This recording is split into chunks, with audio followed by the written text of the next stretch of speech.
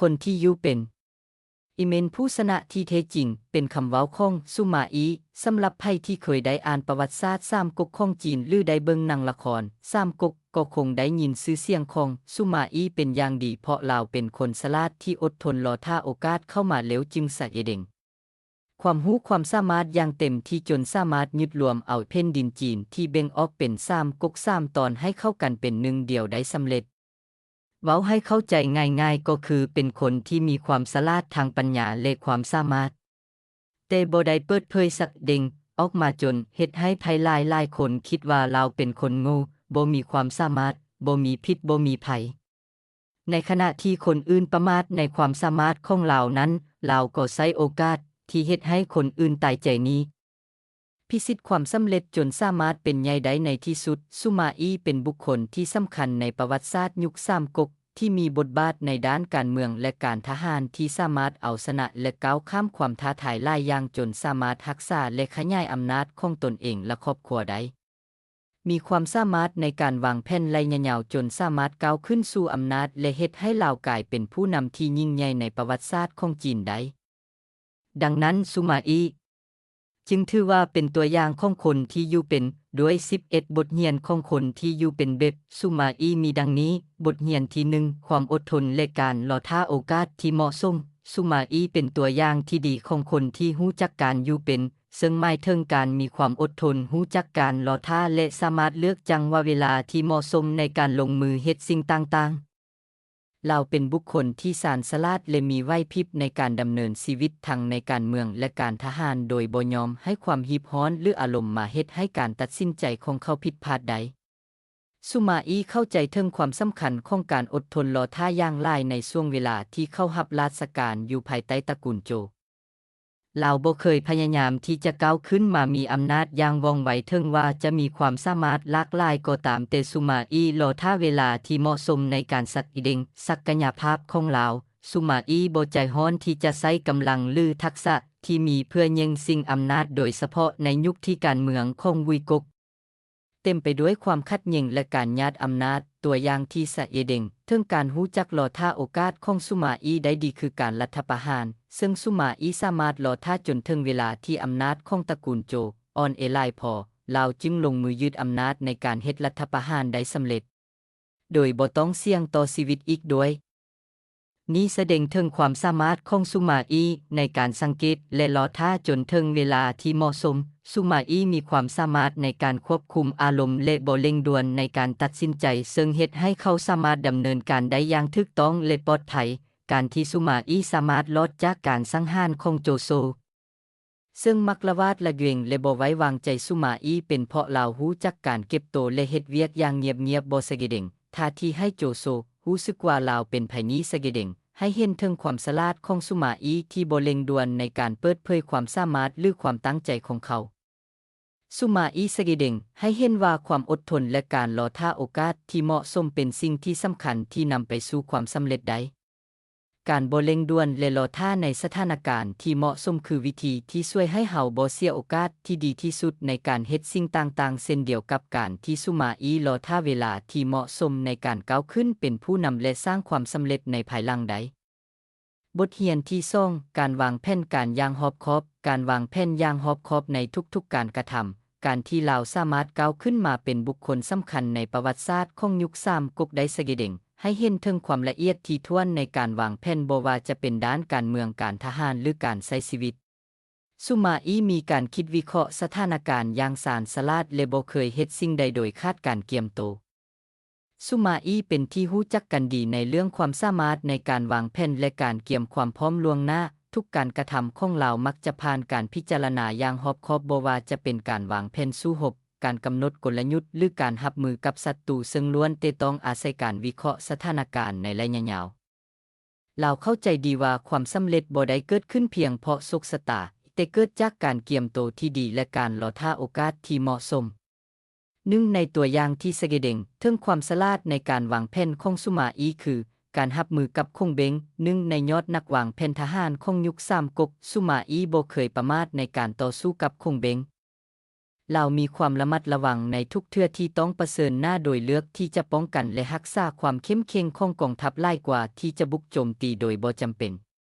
ซุมาอีบ่เพียงแต่ตั้งรับแต่ยังใช้การวางแผนอย่างรอบคอบในการตอบโต้คงเบงอย่างฉลาดเฮ็ดให้เขาสามารถรักษาความมั่นคงในแนวสู้รบได้อย่างยาวนานซุมาอีบ่ได้เบิ่งเห็นเพียงแต่ชัยชนะในระยะสั้นแต่ลาวมีการวางแผนในระยะยาวที่ช่วยให้ลาวสามารถก้าวขึ้นสู่อำนาจได้อย่างมั่นคงซุมาอีบ่เร่งด่วนในการแย่งชิงตำแหน่งหรืออำนาจแต่เลือกที่จะสะสมความมั่นคงและความเข้มแข็งของตนเองในช่วงเวลาที่เหมาะสมลาวเฮ็ดเวียกภายใต้ตระกูลโจด้วยความจงรักภักดีและบ่แสดงท่าที่เป็นอันตรายต่อผู้บังคับบัญชานี้คือการวางแผนอย่างชาญฉลาดเพื่อสร้างภาพลักษณ์ที่ดีและรอท่าโอกาสในการแสดงศักยภาพซุมาอีมีความระมัดระวังอย่างหลายในทุกการตัดสินใจลาวบ่เคยเฮ็ดสิ่งใดโดยคาดการคิดไต่ตรองก่อนเฮ็ดให้ลาวสามารถหลีกเลี่ยงความเสี่ยงที่บ่จำเป็นได้นอกจากนี้ซุมาอียังมีความสามารถในการปรับเปลี่ยนแผนการตามสถานการณ์ที่เปลี่ยนแปลงไปซึ่งเฮ็ดให้ลาวสามารถรับมือกับอุปสรรคและศัตรูได้อย่างดีและมีประสิทธิภาพซุมาอีสอนให้เฮาเห็นถึงความสำคัญของการวางแผนอย่างรอบคอบบ่ว่าจะเป็นในด้านการเฮ็ดเวียกการแก้ไขปัญหาหรือการดำเนินชีวิตการเตรียมความพร้อมที่ดีช่วยลดความเสี่ยงและเฮ็ดให้เฮาสามารถดำเนินการอย่างมั่นคงนอกจากนี้ความสามารถในการคิดวิเคราะห์และการวางแผนในระยะยาวยังช่วยให้เฮาสามารถประสบความสำเร็จได้อย่างยืนยาว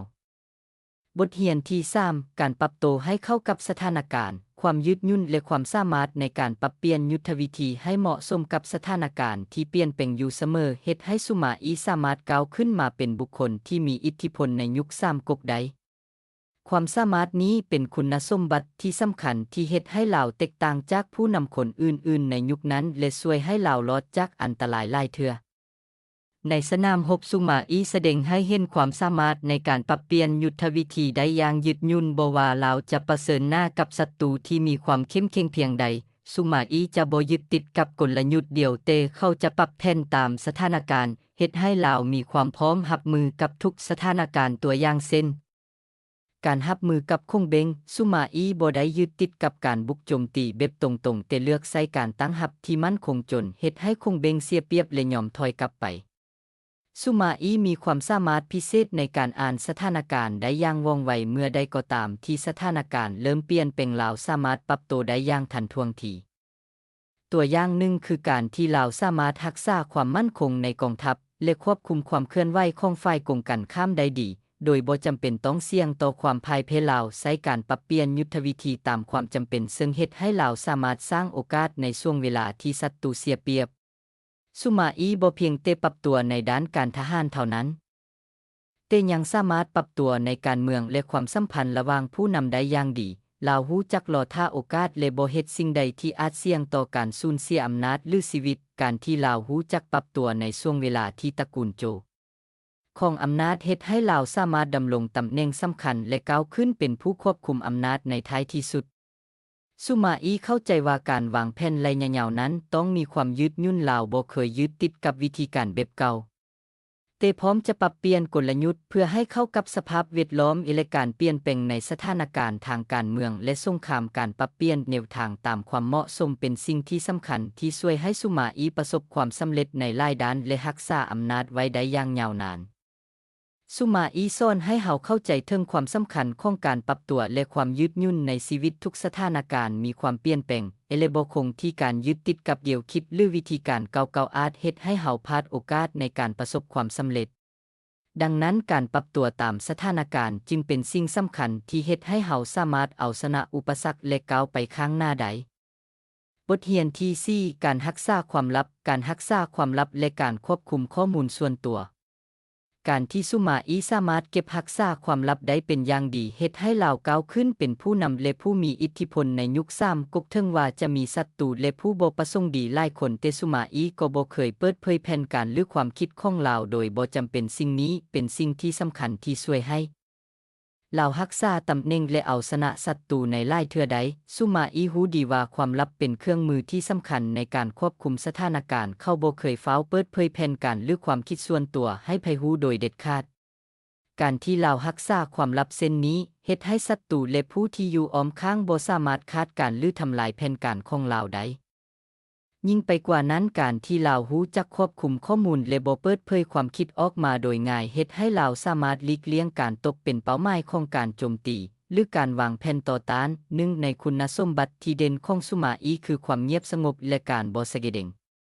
ออกถึงเจตนาหรือแผนการของตนถึงว่าลาวมีความคิดและแผนการที่ซับซ้อน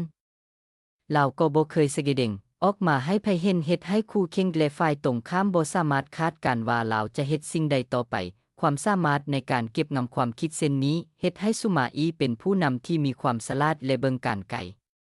ในยุค3ก๊กการเมืองเป็นเรื่องที่เต็มไปด้วยความขัดแย้งและหักหลัง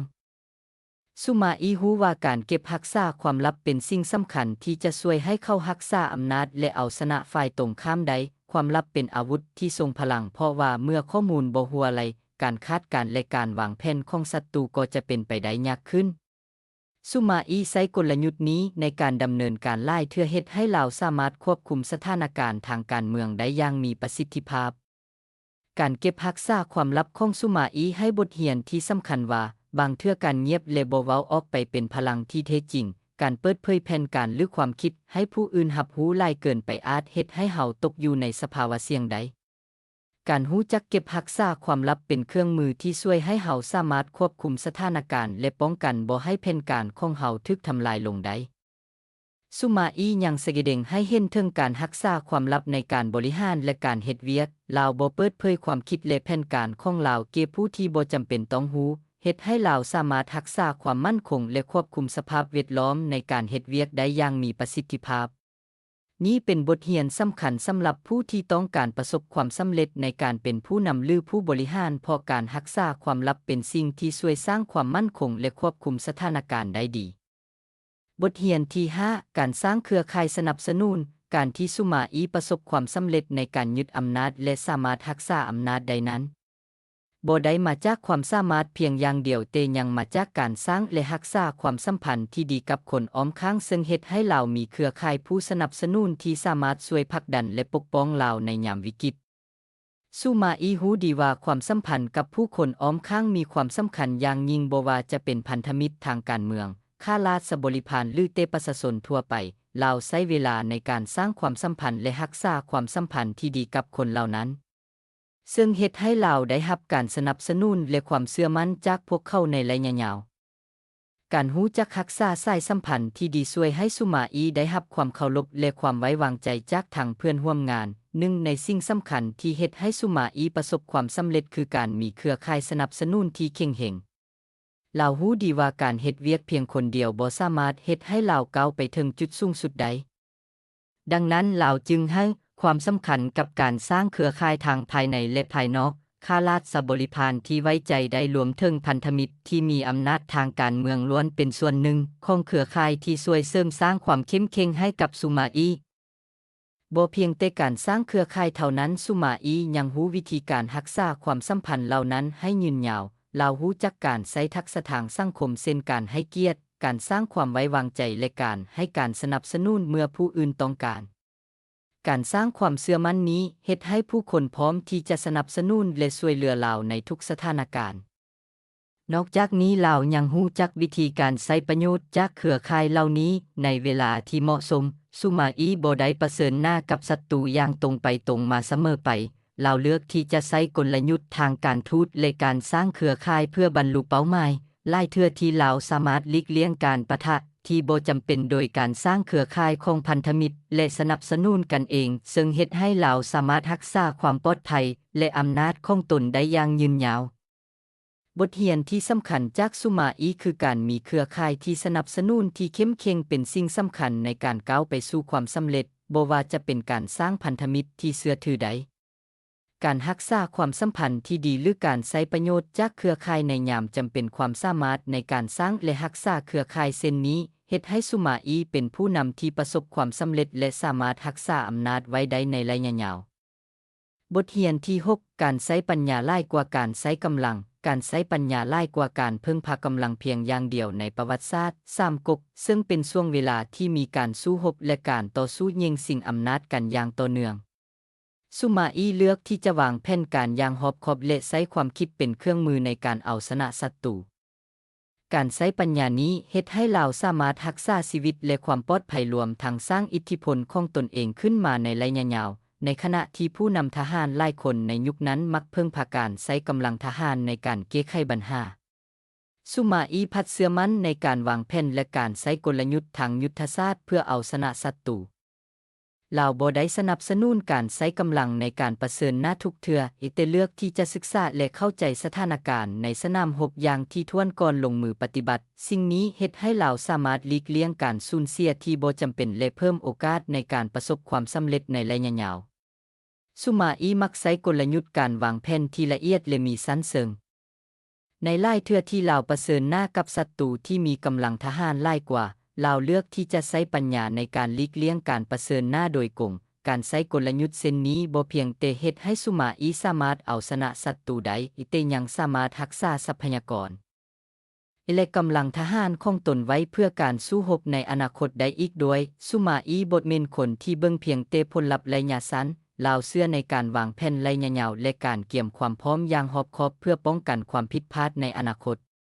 การใช้ปัญญาในการวางแผนบ่เพียงแต่เฮ็ดให้ลาวสามารถป้องกันตนเองจากการถูกโจมตีแต่ยังสามารถสร้างสถานการณ์ที่เป็นประโยชน์ให้กับตนเองและฝ่ายของลาวการเฮ็ดเช่นนี้เฮ็ดให้ซุมาอีสามารถยืนหยัดได้ในสถานการณ์ที่ซับซ้อนและยากลำบากนอกจากการวางแผนในสนามรบแล้วซุมาอียังใช้ปัญญาในการแก้ไขปัญหาทางการเมืองและการบริหารลาวรู้จักการเลือกเวลาที่เหมาะสมในการตัดสินใจและบ่เร่งด่วนในการดำเนินการใดๆจนกว่าจะมีข้อมูลและความเข้าใจที่เพียงพอการใช้ปัญญาในการตัดสินใจเช่นนี้เฮ็ดให้ซุมาอีได้รับความไว้วางใจและการสนับสนุนจากผู้ใต้บังคับบัญชาและผู้คนอ้อมข้างซุมาอีเป็นตัวอย่างที่ดีในการใช้ปัญญาในการนำพาและเอาชนะศัตรูในสถานการณ์ที่ซับซ้อนความสำเร็จของลาวบ่ได้มาจากการใช้กำลังในการต่อสู้เพียงอย่างเดียวแต่เกิดจากการวางแผนอย่างรอบคอบและการใช้ความคิดสร้างสรรค์ในการแก้ไขปัญหาบทเรียนจากซุมาอีคือการใช้ปัญญาในการดำรงชีวิตและการตัดสินใจนั้นมักนำไปสู่ความสำเร็จที่ยืนยาวหลายกว่าการพึ่งพาความหุนเฮงหรือกำลังเพียงอย่างเดียว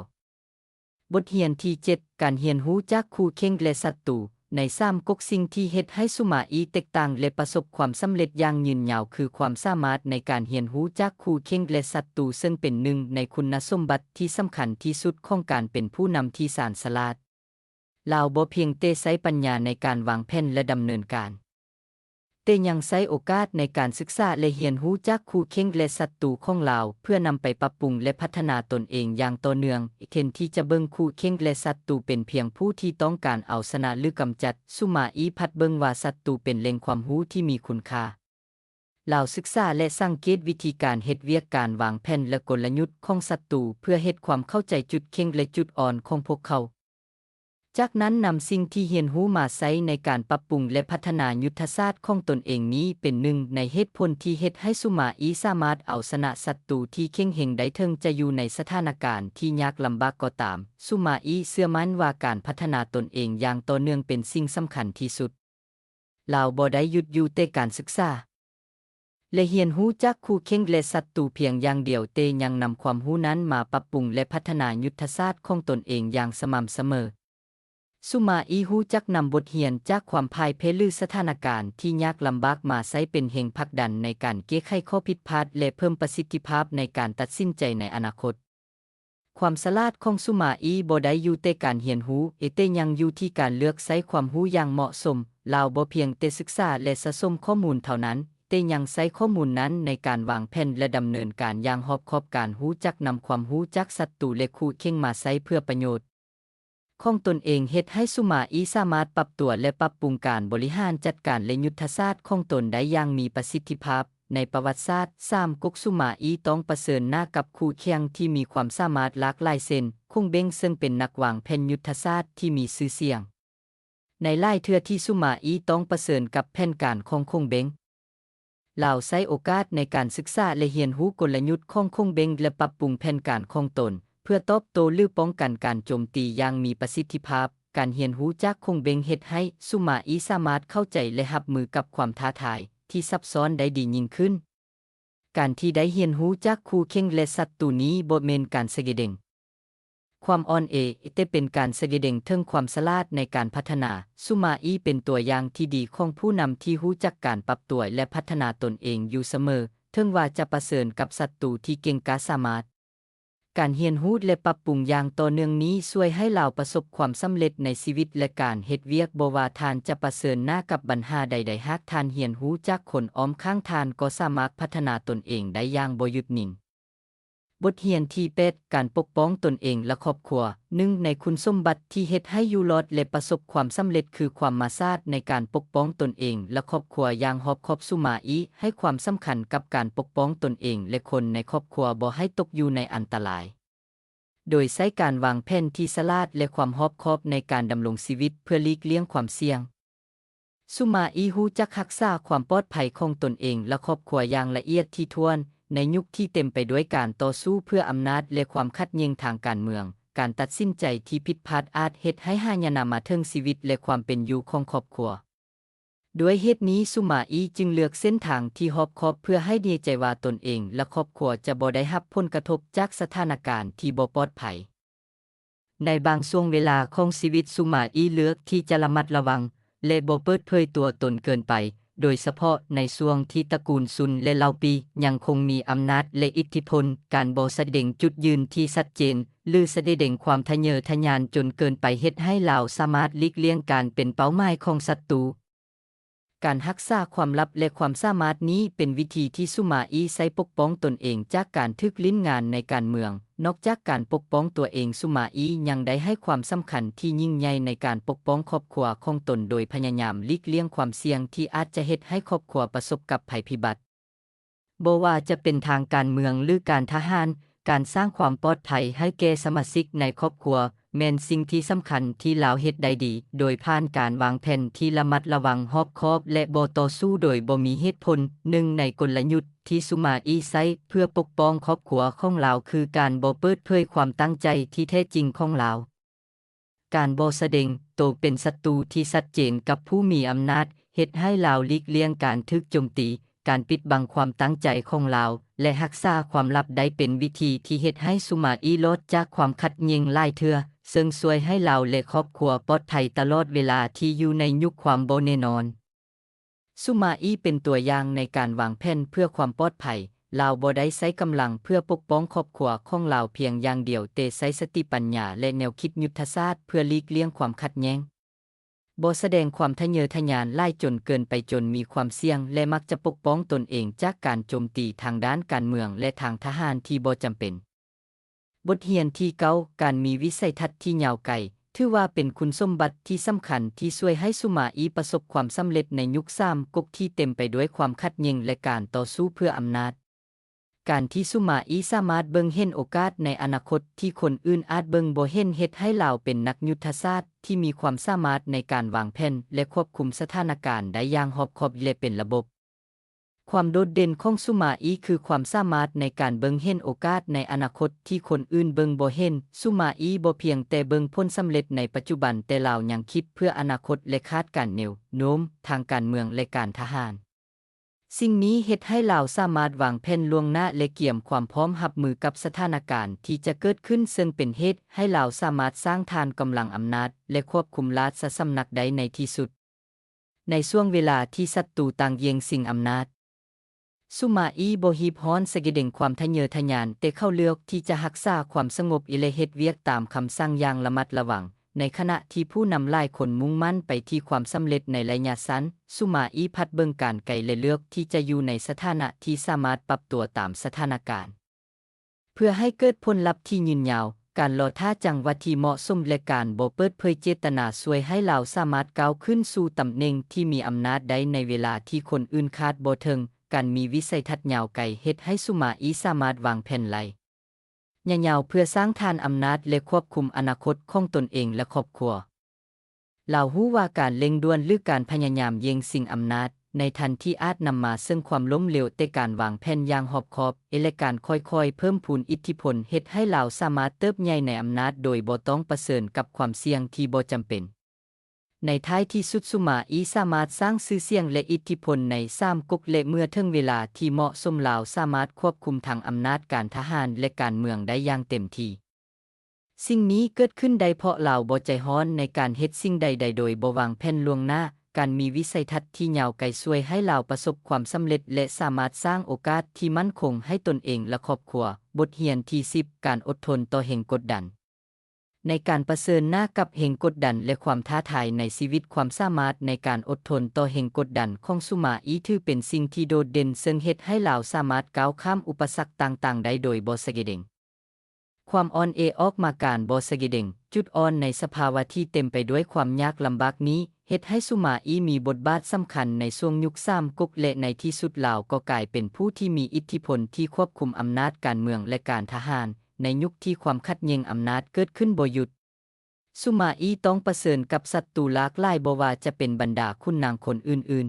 ๆลาวใช้ความอดทนและควบคุมตนเองเพื่อรอท่าจังหวะที่เหมาะสมในการตอบโต้โดยบ่ปล่อยให้แห่งกดดันเฮ็ดให้ลาวตัดสินใจผิดพลาดซุมาอีรู้ดีว่าการใจร้อนหรือตอบสนองแห่งกดดันโดยคาดการวางแผนอาจนำไปสู่ความพ่ายแพ้การอดทนรอท่าจนถึงเวลาที่เหมาะสมเฮ็ดให้ลาวสามารถจัดการกับคู่แข่งได้อย่างมีประสิทธิภาพซุมาอีต้องเผชิญหน้ากับแห่งกดดันบ่เพียงแต่จากศัตรูภายนอกแต่ยังรวมถึงภายในที่เต็มไปด้วยความขัดแย้งและการแย่งชิงอำนาจภายใต้แห่งกดดันเหล่านี้ซุมาอียังคงเก็บความสงบและบ่แสดงความอ่อนแอหรือเจตนาที่แท้จริงออกมาลาวรู้วิธีที่จะรักษาตนเองให้หลุดพ้นจากอันตรายและบ่เปิดเผยความคิดที่อาจเฮ็ดให้ลาวตกอยู่ในสภาวะเสี่ยงความสามารถนี้ช่วยให้ลาวรอดพ้นจากการถูกทำร้ายและยังคงรักษาอำนาจของตนเองได้การที่ซุมาอีบ่แสดงความอ่อนแอออกมาในช่วงเวลาตึงเครียดเป็นสัญญาณของความเข้มแข็งทางจิตใจลาวสามารถควบคุมตนเองและปกปิดธาตุเทไว้ได้อย่างดีซุมาอีบ่ปล่อยให้อารมณ์เข้าครอบงำแต่ลาวใช้ปัญญาและการคิดเชิงยุทธศาสตร์ในการจัดการกับสถานการณ์ความสามารถในการควบคุมตนเองภายใต้แห่งกดดันเฮ็ดให้ลาวมีอำนาจและสามารถรักษาสถานะของตนเองได้อีกหนึ่งคุณสมบัติที่โดดเด่นของซุมาอีคือการอดทนต่อแห่งกดดันโดยบ่แสดงการกระทำออกมาลาวรู้ว่าความอดทนเป็นกุญแจที่ช่วยให้ลาวรอดจากความเสี่ยงและอันตรายซุมาอีเฝ้ารอท่าจังหวะที่เหมาะสมเพื่อแสดงออกหรือกระทำการเมื่อมีโอกาสลาวจึงใช้มันอย่างเต็มที่โดยบ่แสดงความอ่อนแอหรือเปิดเผยให้เห็นความบ่มั่นคงในสถานการณ์ที่เปลี่ยนแปลงซึ่งเฮาได้บทเรียนจากซุมาอีดังนี้การอดทนต่อแห่งกดดันเป็นสิ่งที่สำคัญที่ช่วยให้เฮาสามารถประสบความสำเร็จในระยะยาวบ่ว่าความท้าทายจะใหญ่เท่าใดหากว่าเฮารักษาความมั่นคงทางจิตใจและบ่สะเกร็งความอ่อนแอออกมาเฮาจะสามารถจัดการกับสถานการณ์ที่ยากลำบากได้ซุมาอีสอนให้เฮารู้จักใช้ความอดทนเป็นอาวุธที่เข้มแข็งในการต่อสู้กับความกดดันและความยากลำบากบทเรียนที่11การรักษาความมั่นคงภายในจิตใจคนที่สามารถรักษาความมั่นคงภายในจิตใจในกลางสภาวะที่เปลี่ยนแปลงและความท้าทายต่างๆในชีวิตความสามารถนี้เฮ็ดให้เราสามารถก้าวข้ามสถานการณ์ที่บ่แน่นอนได้ด้วยความใจเย็นและมีสติความมั่นคงทางจิตใจของซุมาอีถือเป็นคุณสมบัติที่สำคัญที่ช่วยให้เราบ่หวั่นไหวต่ออุปสรรคและการเผชิญหน้ากับศัตรูการเปลี่ยนแปลงทางการเมืองเป็นสิ่งที่เกิดขึ้นอย่างต่อเนื่องซุมาอีสามารถรักษาความมั่นคงทางจิตใจของตนได้ถึงในสถานการณ์ที่มีความบ่แน่นอนสูงลาวบ่ปล่อยให้ความกดดันหรือเหตุการณ์ที่เปลี่ยนแปลงไปเฮ็ดให้ลาวสับสนแต่พัดใช้ความใจเย็นในการวิเคราะห์และตัดสินใจอย่างรอบคอบความมั่นคงทางจิตใจนี้เฮ็ดให้ซุมาอีสามารถเบิ่งเห็นสถานการณ์จากมุมมองที่ใหญ่ขึ้นและเลือกทางออกที่ดีที่สุดสำหรับตนเองและครอบครัวซุมาอีรู้วิธีที่จะควบคุมอารมณ์ของตนเองบ่ว่าจะเป็นความใจร้ายความย้านหรือความวิตกกังวลในสถานการณ์ที่ศัตรูพยายามกดดันลาวซุมาอียังคงความใจเย็นและบ่แสดงอารมณ์ที่อาจเป็นจุดอ่อนให้เห็นการรักษาความใจเย็นและความมั่นคงทางจิตใจนี้ช่วยให้เราสามารถเผชิญหน้ากับศัตรูและสถานการณ์ที่คับขันได้อย่างมั่นคงบ่ว่าการท้าทายจะใหญ่หรือซับซ้อนเพียงใด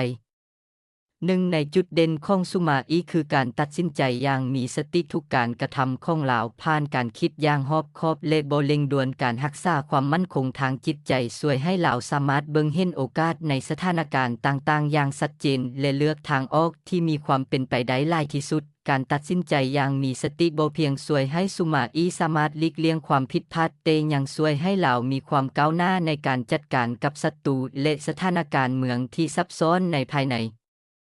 บทเรียนที่เฮาสามารถทอดทอนเรียนรู้จากสุมาอีคือการรักษาความมั่นคงทางจิตใจเป็นสิ่งที่สำคัญในการประเสริญกับชีวิตที่เต็มไปด้วยความท้าทายบ่ว่าจะเป็นเรื่องการเฮ็ดเวียกความสัมพันธ์หรือการตัดสินใจในเรื่องสำคัญการรักษาความใจเย็นและบ่ให้ความรู้สึกเข้าครอบงำจะช่วยให้เฮาสามารถตัดสินใจได้อย่างรอบคอบและมีประสิทธิภาพซึ่งนี้ก็เป็น11บทเรียนของคนที่อยู่เป็นแบบสุมาอีที่ท่านสามารถนำเอาไปปรับใช้ในการดำรงชีวิตและการเฮ็ดเวียกเพื่อให้ประสบความสำเร็จซึ่งทางซองของพวกเฮาก็หวังอย่างยิ่งว่าพวกท่านจะได้สาระดีๆมีประโยชน์เป็นอาหารที่ดีให้แก่สมองเพื่อจะนำเอาความรู้เหล่านี้ไปพัฒนาชีวิตของพวกท่านให้ประสบความสำเร็จยิ่งขึ้นสุดท้ายนี้ถ้าพวกท่านคิดเห็นว่าเนื้อหาที่พวกเขานำเสนอนี้มีประโยชน์สาระก็อย่าลืมกดไลค์กดแชร์ให้คนที่ท่านฮักกดหัวใจกดติดตามให้พวกเขาเด้อ